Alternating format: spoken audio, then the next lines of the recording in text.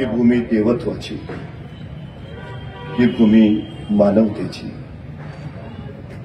ही भूमी प्रभू श्री रामचंद्रांची. निसर्गाचं जिला वरदान लाभलं, प्राचीन मंदिरांचा लेण्यांचा मुकुट जिच्यावर परिधान केला, औद्योगिक नगरी असलेली, व्यापाराची परंपरा जोपासणारी ही नाशिक नगरी, महाराष्ट्राचं कुलदैवत छत्रपती शिवाजी महाराज, वंदनीय हिंदू हृदय सम्राट शिवसेना प्रमुख बाळासाहेब ठाकरे, आदरणीय पक्षप्रमुख उद्धवजी ठाकरे, राष्ट्रवादी काँग्रेसचे अध्यक्ष सन्माननीय शरदचंद्रजी पवार, काँग्रेसचे सन्माननीय राहुलजी गांधी, मंचावर उपस्थित असलेले महाविकास आघाडीच्या सर्व पक्षांचे सर्व सन्माननीय पदाधिकारी, ज्यांच्या विजयासाठी आज आपण इथे एकत्रित आलो आहोत, ते महाविकास आघाडीचे अधिकृत उमेदवार सुधाकरजी बडगुजर,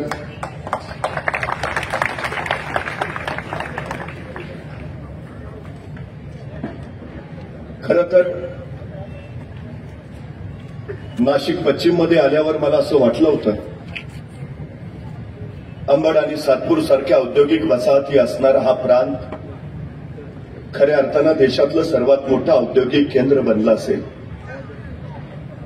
मला असं वाटलं होतं की नाशिकचा हा भाग स्मार्ट झाला असेल.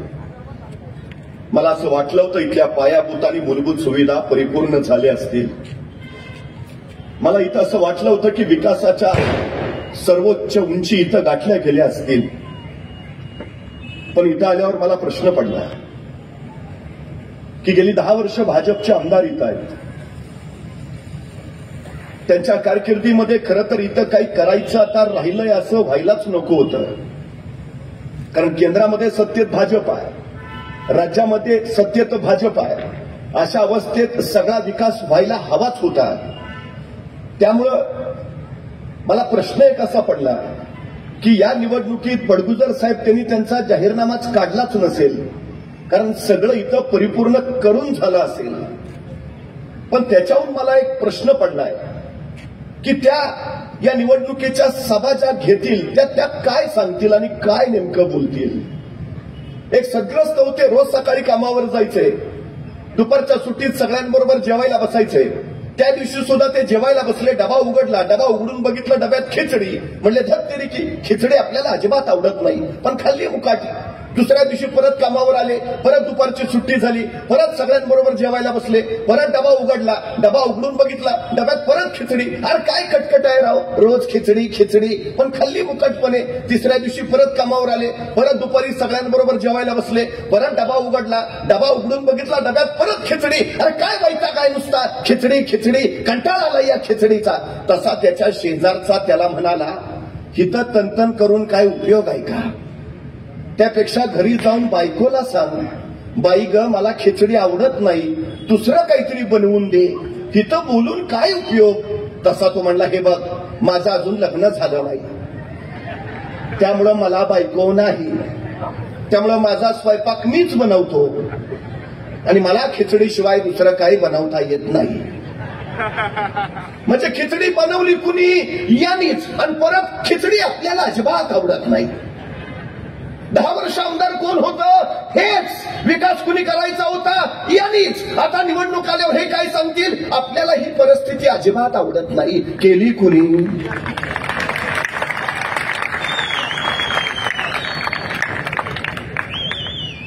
आता विचार तुम्ही करायचा आहे. तुम्हाला विकासाची खिचडी हवी का प्रगतीचं शिवभोजन हवं, जे उद्धवजी ठाकरेंनी महाराष्ट्राच्या जनतेपर्यंत पोहोचवलं. प्रगतीचं शिवभोजन हवं असेल तर 20 तारखेला मशाल या बटनाचं दाबून सुधाकरजी बडगुजर यांना विजयी करावंच लागेल. ही सगळ्यात आणि सगळ्यात महत्वाची गरज आहे.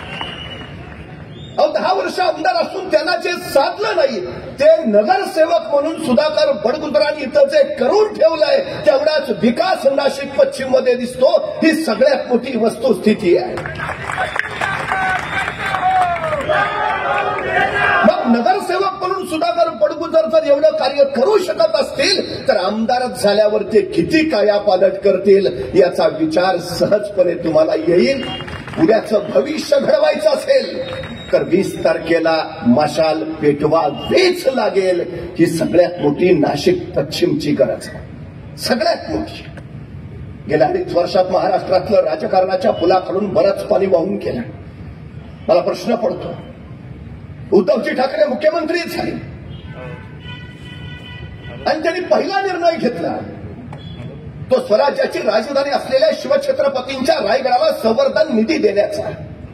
आणि मंत्रिमंडळाच्या पहिल्या बैठकीत दुसरा निर्णय घेतला तो विनाअट विनाशर्त 2 लाखापर्यंत शेतकऱ्यांची कर्जमुक्ती करण्याचा, त्यांचा 7 तोरा करण्याचा.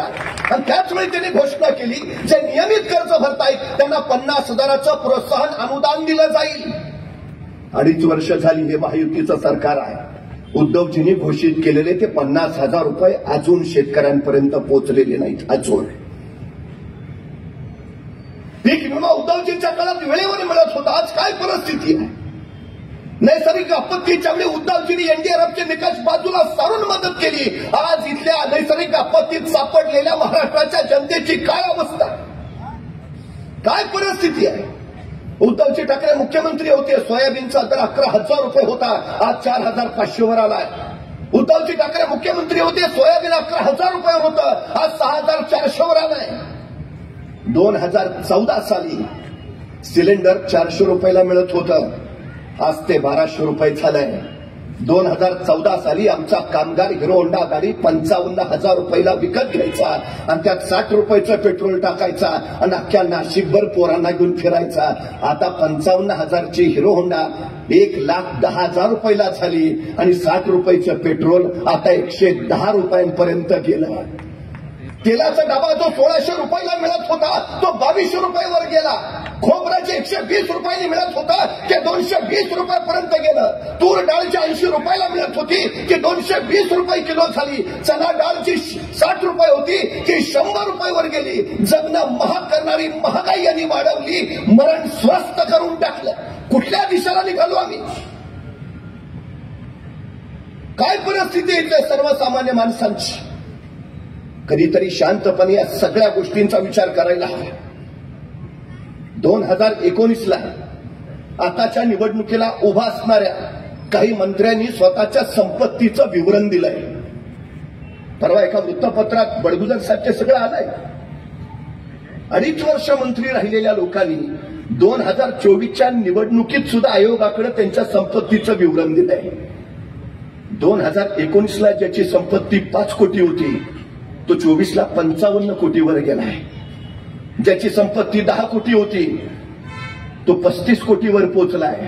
ज्याची संपत्ती 20 कोटी होती तो 40 कोटीवर गेलाय. मंत्र्यांची संपत्ती दुप्पट तिप्पट वाढली. सर्वसामान्य माणसाच्या वाट्याला काय? मंत्र्यांच्या संपत्तीची कोटीच्या कोटी उड्डाणं आणि सर्वसामान्यांच्या वाट्याला 1,500 रुपये. 2 महिन्याचे सिलेंडर तरी येतात का? अहो, त्या लाडकी बहीण योजनेची एवढी जाहिरात केली, एवढे त्याचे मोठाले इव्हेंट केले, तो जाहिरातीचा पैसा जरी वाचवला असता तरी लाडक्या बहिणींना 3,000 रुपये देता आले असते. पण ह्यांना देण्यात नाही, दाखवण्यात जास्त रस आहे. मी जळगाववरून आज येत होतो, येता जाता मला बसेस दिसत होत्या. प्रत्येक बसेसवर यांच्या कोट्यावधीच्या जाहिराती, नुसत्याच जाहिराती. मला प्रश्न पडला, बसेसवर जाहिराती लावायला जेवढा खर्च केला तेवढा खर्च जर त्या बसेस दुरुस्त करण्यासाठी केला असता तर प्रवाशांना गळक्या एसटीतनं प्रवास करावा लागला नसता. तुम्हाला माहिती आहे 2023 आता हे 2024 चाललंय, अजून हे वर्ष संपायचं आहे. या एका वर्षात या महायुती सरकारनं महाराष्ट्रावर 83,000 कोटींचं कर्ज चढवलं. आज महाराष्ट्रावर कर्ज आहे 7,83,000 कोटी. वर्षाला 56,000 कोटी आम्ही फक्त व्याज म्हणून भरतो. 1 वर्षाचं पुढचं कर्ज या महायुती सरकारनं आधीच उचललंय. हे सरकार जाईल तर महाराष्ट्राच्या डोक्यावर 9.25 लाख कोटींचं कर्ज असेल. टक्केवारी, कमिशनखोरी या भंगडीने हे राज्य यांनी दिवाळखोरीच्या उंबरठ्यावर आणून ठेवलं. नुसती जाहिरातबाजी. कोण म्हणतं महाराष्ट्रातल्या कुणी उठून उभा सांगावं की माझ्यावर 1 रुपयाचं कर्ज नाही? गैरसमजूत आहे तुमची. या महायुती सरकारनं महाराष्ट्रातल्या प्रत्येक माणसाच्या डोक्यावर 65,941 कोटीचं कर्ज करून ठेवलंय. प्रत्येकाच्या डोक्यावर. हा विकास आहे?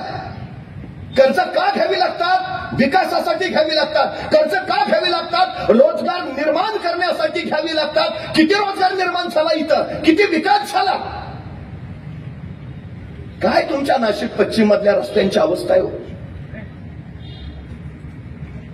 त्या खड्ड्यात एखादा पडतो आणि मग हे 3 भाऊ त्याला उचलायला जातात. खड्ड्यातून त्याला उचलतात आणि तो उठून उभा राहिल्यावर म्हणतात आम्ही तुला उठायला मदत केली, आता तू आम्हालाच मत देणार ना?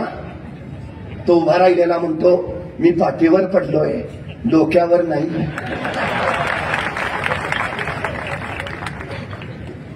कळतंय ना त्यांना हे खड्डे कुणी करून ठेवलेत? ये पब्लिक है, सब जानती है. हिशोब करणार. तुमच्या पातर्फीच्या भागात त्या नव्या वसाहतीमध्ये पाणी प्रश्न आहे.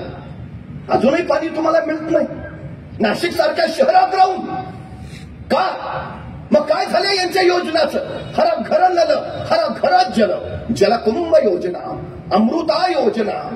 काय झालं यांचं? 3,000 कोटी दिले, 5,000 कोटी दिले, 6,000 कोटी दिले. मग गेले कुठं? पाण्यात गेले का खाण्यात गेले?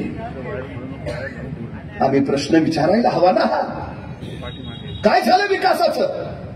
भुकेल्या माणसाला अन्न देणं ही सेवा झाली, पण त्याच भुकेल्या माणसाला अन्न कमवायची क्षमता प्राप्त करून देणं हे परिवर्तन झालं.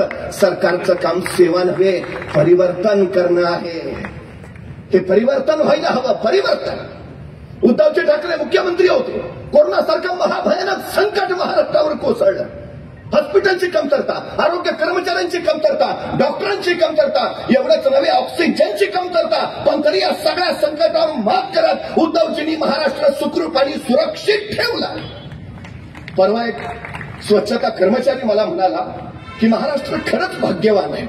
महाराष्ट्राला अत्यंत योग्य वेळी उद्धवजी ठाकरेंसारखं नेतृत्व मिळालं.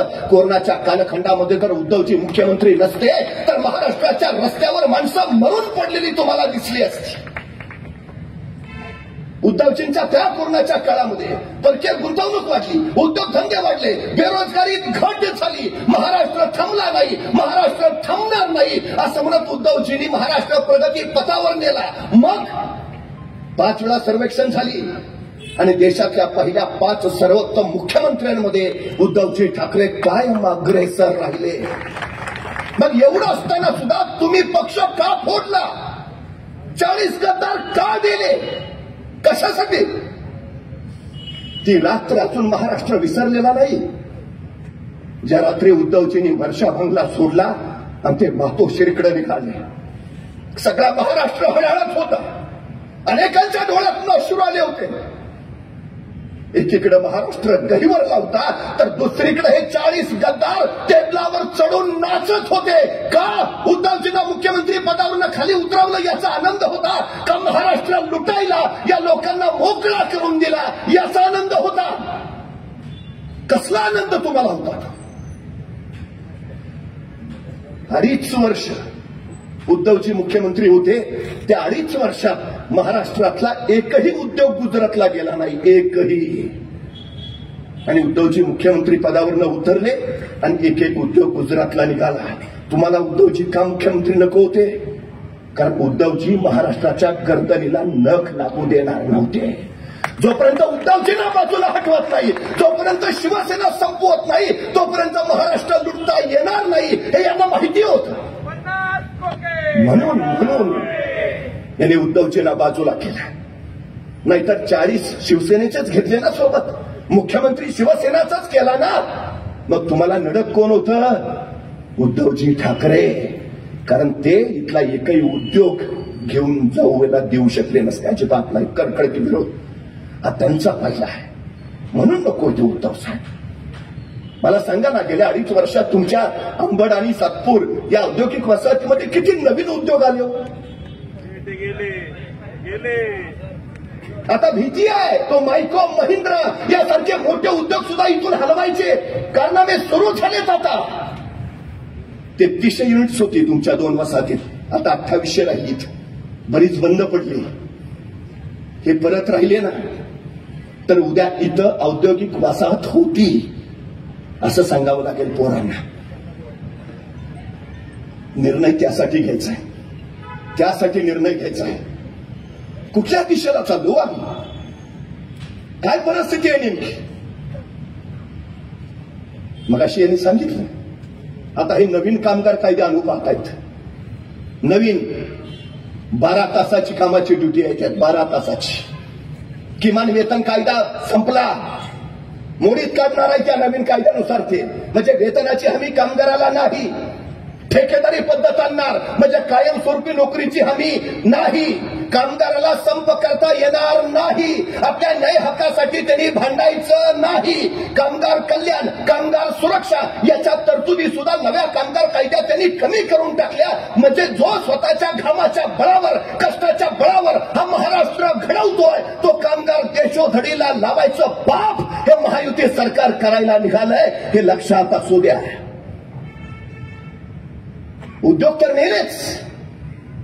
तो IFC सेंटर गुजरातला, गेल प्रकल्प गेला, सॅफ्रॉन प्रकल्प गेला, टाटा एअरबस महाराष्ट्रात होणार होता.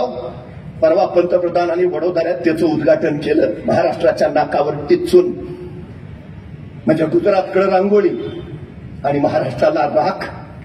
का देशातल्या सगळ्या राज्यांचा विकास झालाच पाहिजे, पण महाराष्ट्राची लूट करून नव्हे, अजिबात नव्हे. सगळं गुजरातला. मग इथं जातं कामगार कायदे लागू करायचे, उद्योगधंदे तिकडं. मग ही आमची लोक निघाली, चलो गुजरात. माय पंढरी सोडून तुम्ही इथं आहात नाशिकमध्ये पोटाची खळगी भरण्यासाठी. इथलं सगळं बंद पाडत निघाले घेऊन तिकडं. आता तुम्ही कुठं जाणार.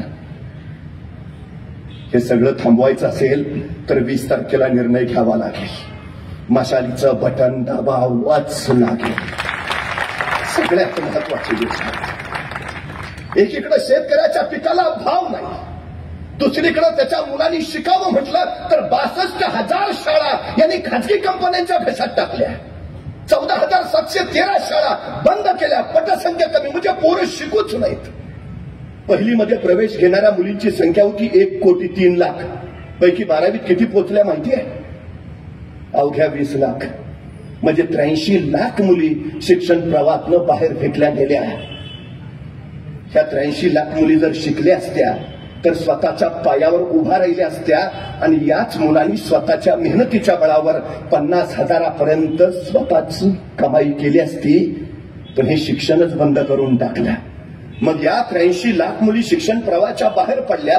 त्यांना शिक्षण प्रवाहात कसं नेता येईल याच्यावर अभ्यास समिती नेमण्याऐवजी या सरकारनं अभ्यास समिती कशावर नेमली माहितीये? महाराष्ट्रामध्ये बिअरच्या विक्रीत घट झाली आहे.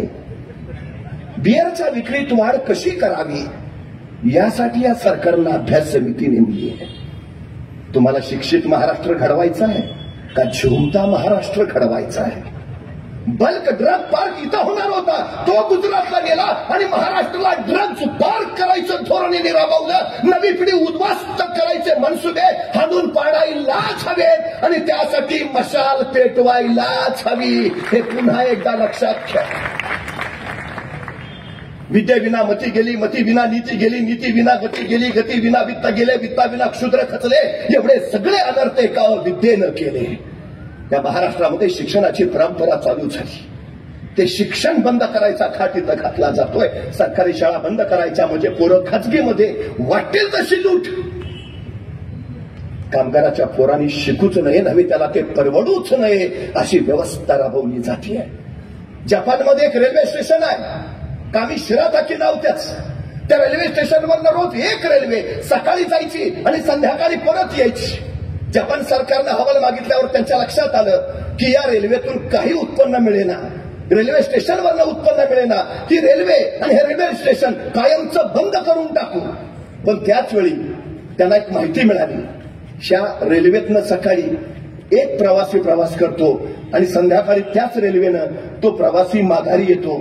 जपान सरकारनं माहिती घ्यायला लावली, एका रेल्वेनं फक्त एक प्रवासी कोण आहे तो, आणि त्यांना असं कळालं की त्या रेल्वेनं एक मुलगी रोज सकाळी शाळेला जात होती आणि संध्याकाळी त्याच रेल्वेनं ती शाळेतून घरी परत येत होती. जपान सरकारनं निर्णय घेतला, जोपर्यंत त्या मुलीचं शिक्षण पूर्ण होत नाही तोपर्यंत ती रेल्वे आणि रेल्वे स्टेशन चालू राहील.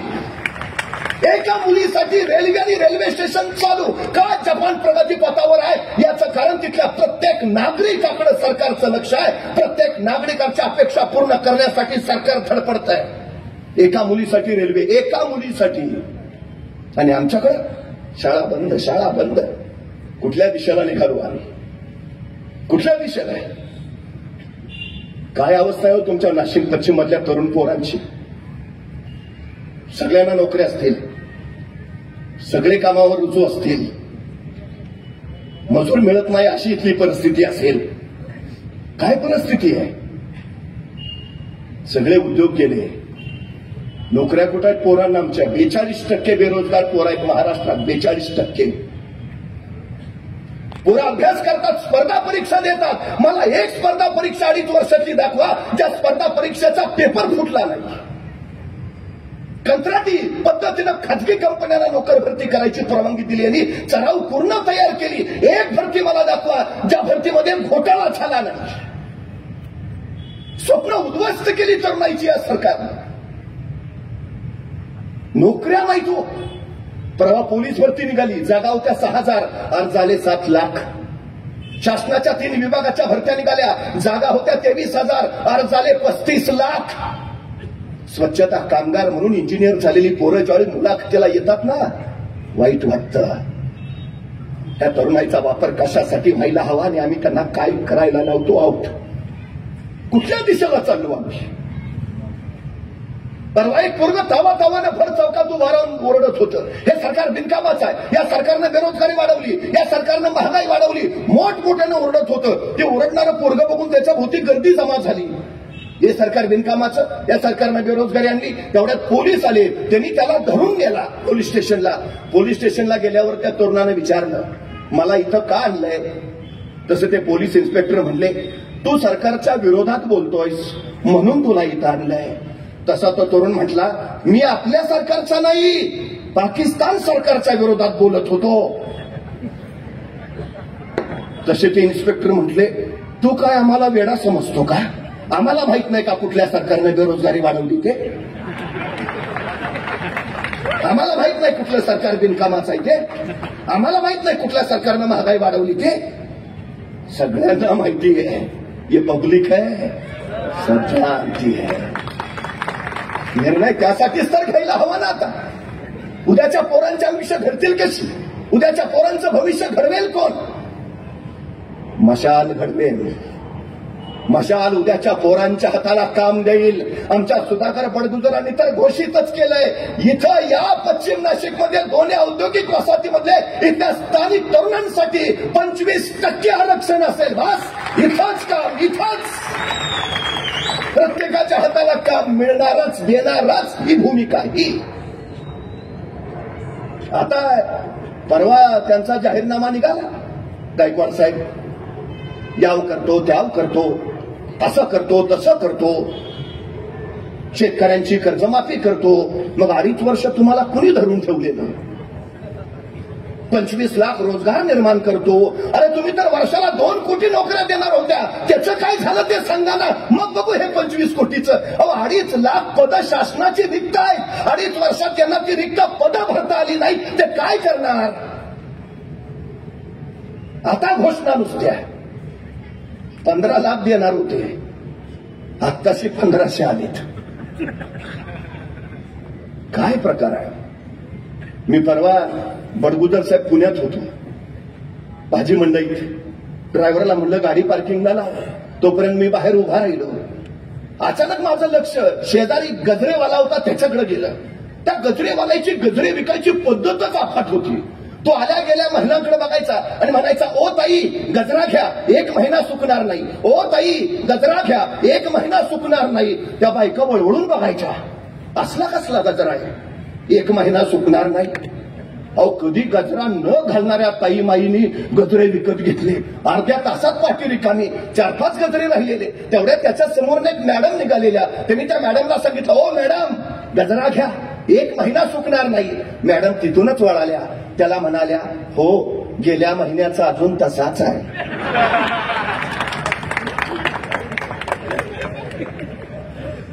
आता विधानसभा चालू आहे. हे भाजपवाले येतील, 15 लाख देतो. सरळ सांगा, मागच्या वेळेचे अजून तसेच आहेत.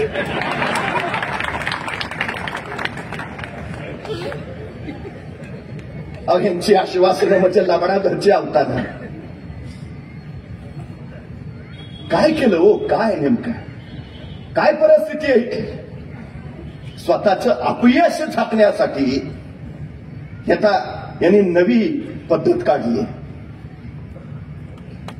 सामाजिक वातावरण गढूळ करून टाकलं सगळं यांनी.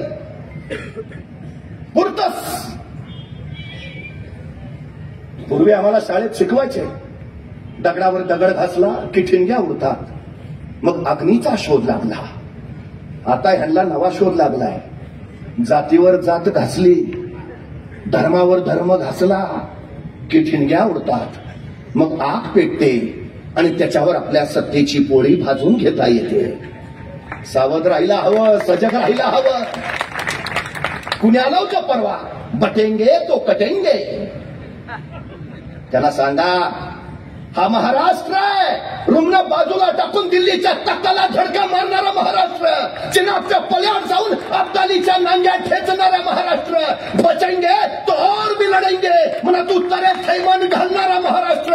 मरहट्टा हूं, मारूंगा तो चढकर मारूंगा असा कडाडणारा महाराष्ट्र.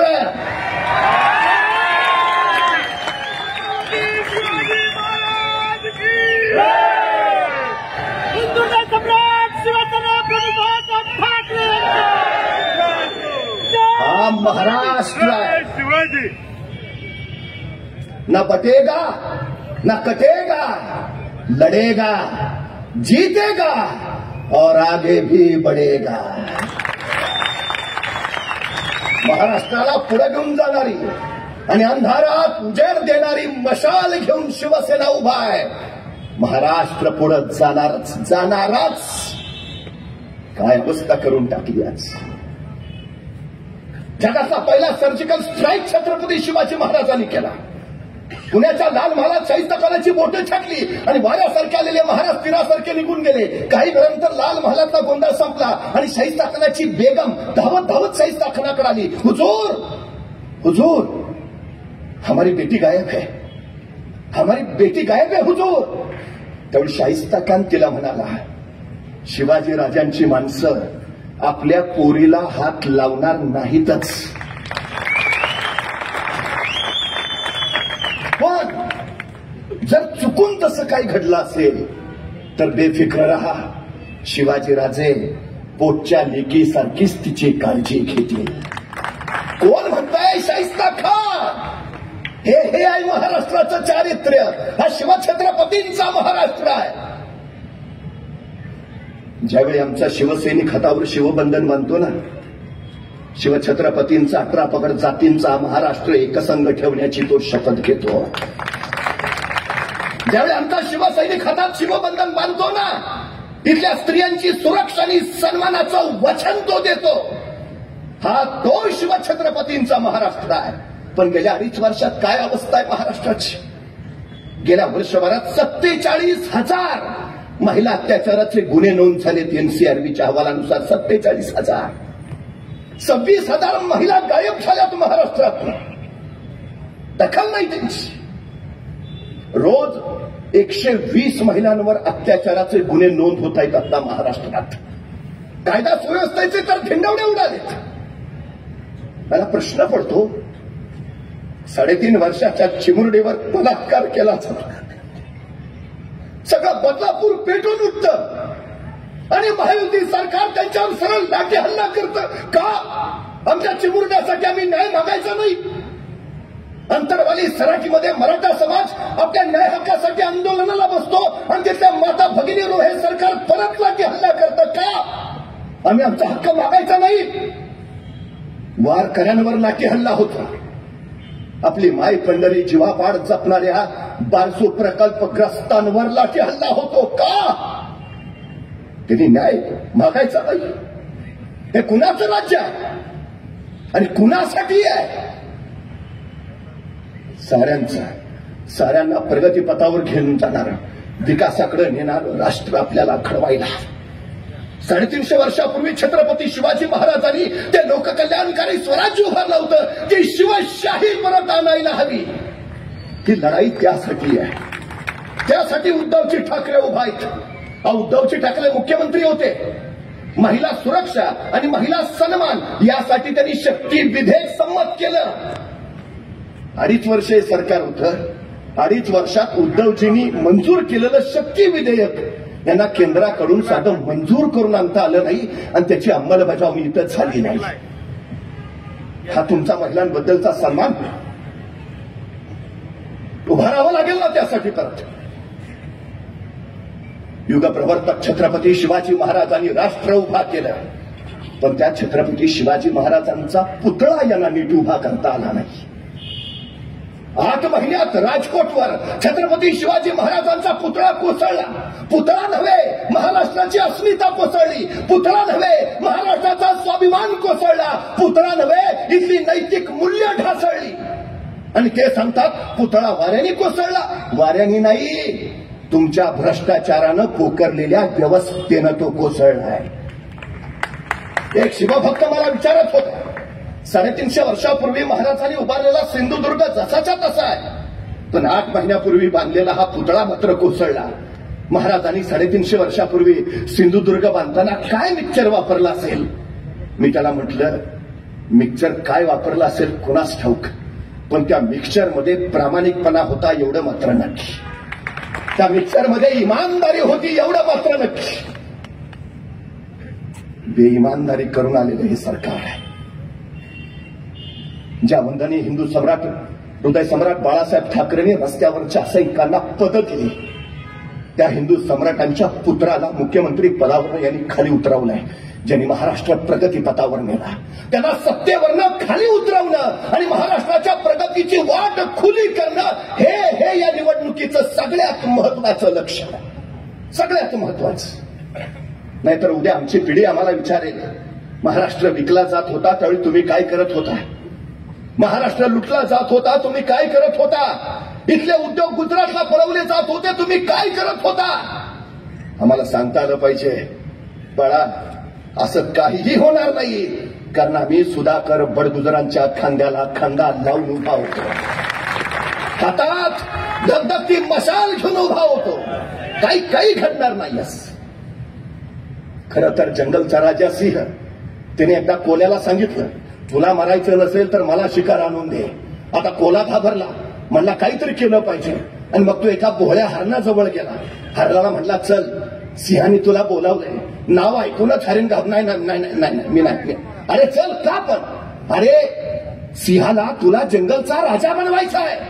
हरिण म्हणला, काहीतरी काय सांगतो? अरे त्यासाठी तर मला पाठवलंय ना, चल तुला जंगलचा राजा बनवायचा आहे. हरिण म्हणला, खरंच का? अरे हो तर खोटं सांगतो काय? चल लवकर, महाराज वाट बघतायत. हरिण भोळं निघालं कोल्याबरोबर, आलं सिंहाजवळ. जसं सिंहाजवळ पोहोचलं, सिंहानं झडप घातली, पण हरिणचं बळ अचानक पळालं. शेपटी फक्त सिंहाच्या तोंडात अडकली, ती तुटली आणि हरिण भयान वेगानं पुढं. धपापच्या उरानं हरिण एका जागी थांबलं. तोपर्यंत कोला मागणं आलाच. फसवून नसल्या का? मरता नाहीतर आज संपलाच होता. कोला म्हणणार, तू येडाय करा, तुला कळत नाही का? म्हणे काय? जीवावर बेतलं तरी अजून मीच. अरे तुला जंगलचा राजा बनवायचा आहे ना? म्हणे हो. मग तुला सिंहासनावर बसावं लागेल ना? म्हणे हो. मग शेपटी असल्यावर कसं बसशील? महाराजांनी तुला सिंहासनावर नीट बसता यावं म्हणून तुझी शेपटी काढली. तुला खरं वाटत ना बेडा कुठला? हरिण म्हणला, खरंच का काय? म्हणजे तर चल वाट बघतायत महाराज. बोळं हरिण निघालं परत, सिंहाजवळ पोहोचलं. सिंहानं परत झडप घातली, पण चप्पल हरिण पडलं, पण हरणाचा कान सिंहाच्या तावडीत सापडलाच. पुढे येऊन जखमी हरिण थांबलं. कोला मागोमाग आलाच.